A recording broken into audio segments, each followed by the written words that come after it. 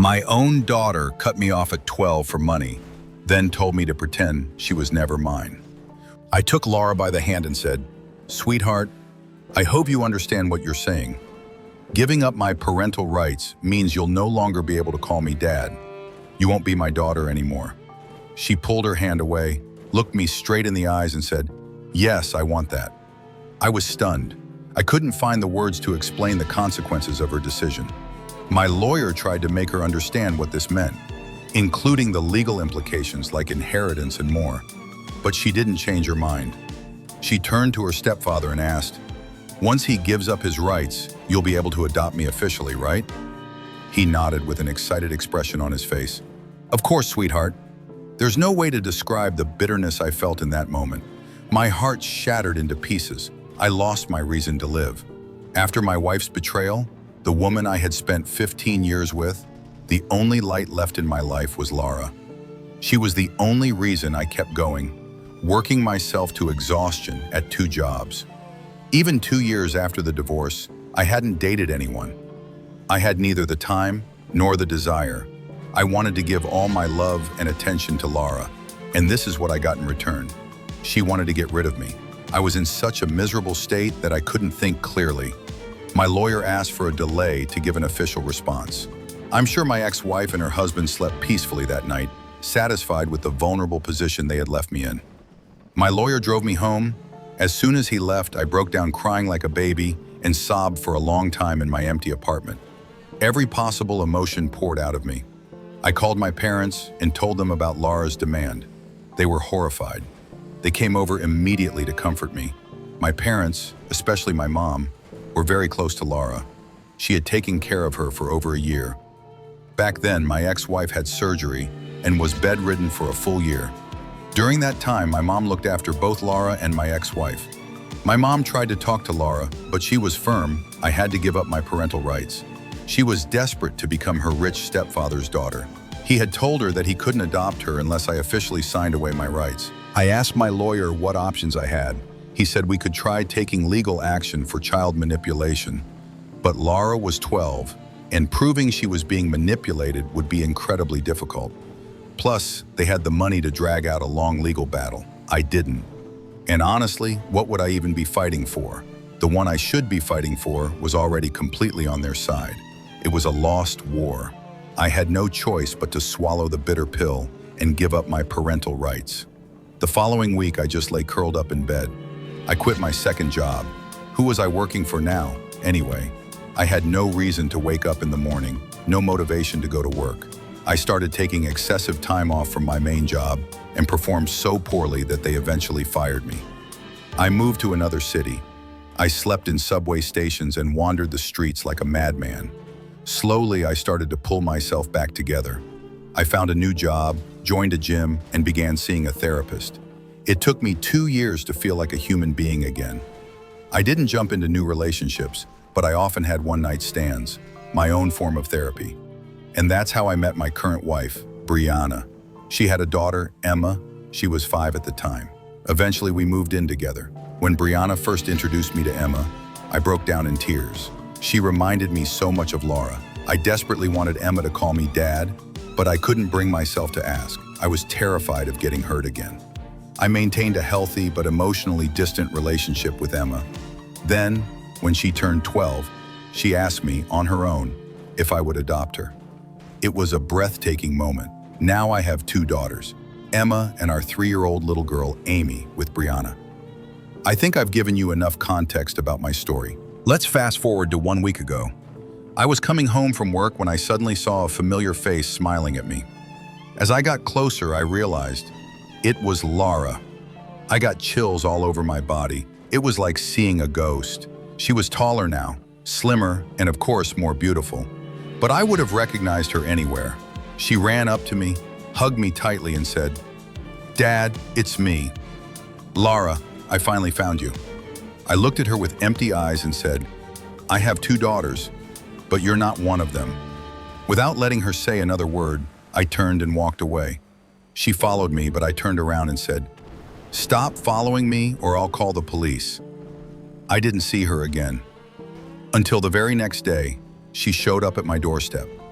The moment I opened the door, she began talking immediately. I'm sorry. I'm sorry.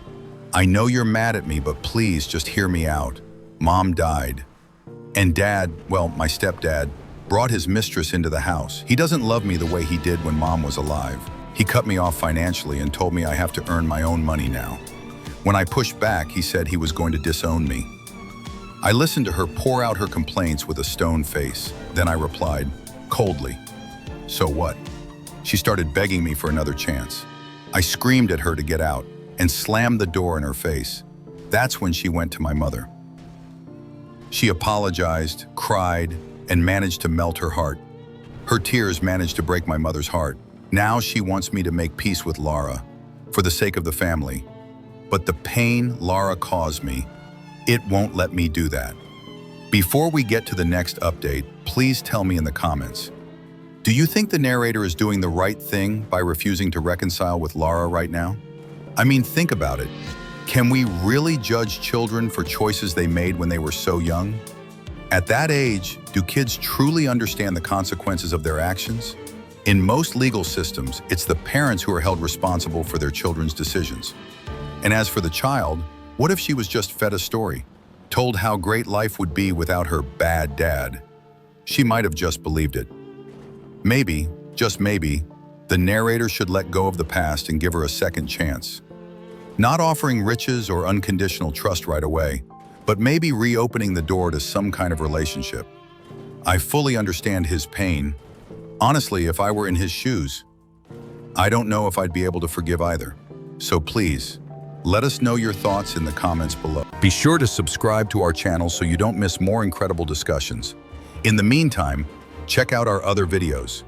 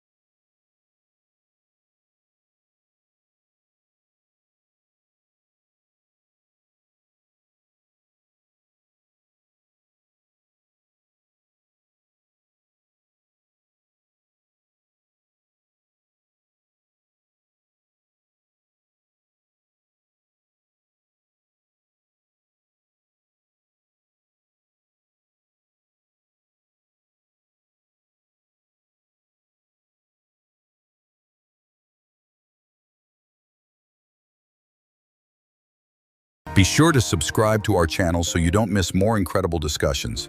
In the meantime, check out our other videos.